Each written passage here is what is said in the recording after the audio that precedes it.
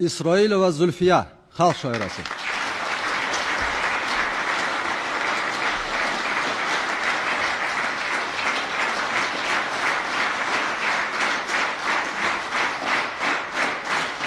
Boshqa xalqlar o'rtasida shunday bir gap yuradiki, o'zbek xalqining qalbini she'riyat shakllantirgan deb.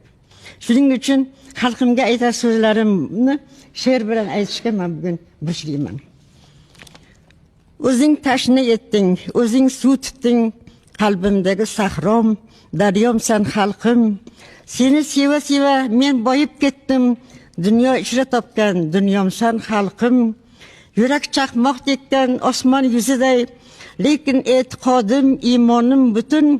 Umrimda qilganim ozmi ko'pimdan, mehring daryosidan serobman bugun.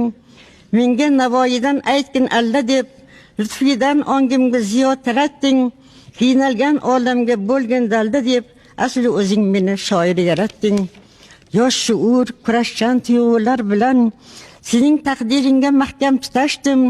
Ne g'animlarla kurashganing on, ko'pning biri bo'lib malhamga shoshdim. Maktublar yozding sen, maktublar bitdim. Goh ko'zga nam qalqib, gohida xushbaxt, she'r bilan, so'z bilan qalbingga yetdim. O'sha qalb men uchun eng sharafli taxt. Hali bor oldinda o'tmagan burchim. O'tayman ko'zimda tirik tursa nur, umrimdagi barcha risollar uchun o'ziga bek xalqim, senga tashakkur.